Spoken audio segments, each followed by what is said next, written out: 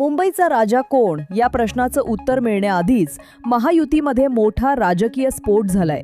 मुंबई महानगरपालिकेच्या 207 जागांवर भाजप आणि शिंदे सेनेचं एकमत झाल्याची अधिकृत माहिती समोर आलीय। पण उरलेल्या 21 जागांवरून अशी काही ठिणगी पडलीये की युतीमध्ये मिठाचा खडा पडण्याची शक्यता निर्माण झालीय।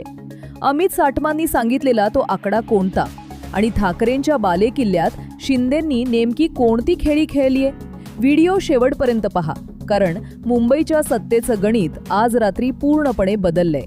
नमस्कार, महाराष्ट्राच्या वेगवान घडामोडींसाठी तुमचं विश्वसनीय न्यूज चॅनल लोकबज मराठीला सबस्क्राईब करा।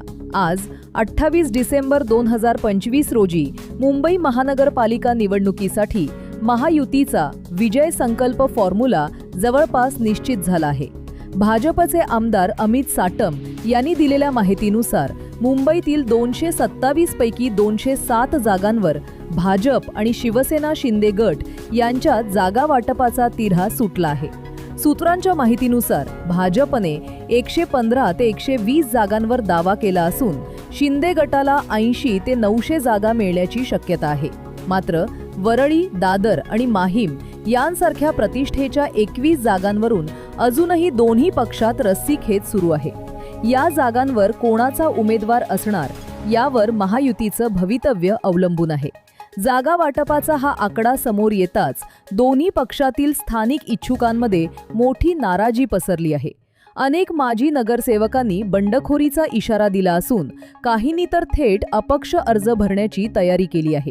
तिकडे राज ठाकरे आणि उद्धव ठाकरे यांच्या संभाव्य युतीमुळे महायुतीवर प्रचंड दबाव आहे। जर ठाकरेंचे दोन्ही गट एकत्र आले तर भाजप शिंदे सेनेला मुंबईत मोठा फटका बसू शकतो। हे ओळखूनच भाजपने 207 जागांवर लवकरात लवकर एकमत केल्याचं बोललं जातंय। आता मुख्यमंत्री एकनाथ शिंदे या 21वी जागांचा तिढा कसा सोडवतात आणि नाराजांना कसं शांत करतात यावर संपूर्ण राज्याचं लक्ष लागलं आहे। तुमच्या मते मुंबईत भाजपला जास्त जागा मिळायला हव्यात की एकनाथ शिंदेंना? आणि उरलेल्या 19 जागांवर कोणाचं पारडं जड असेल? कमेंटमध्ये तुमचं मत नक्की सांगा।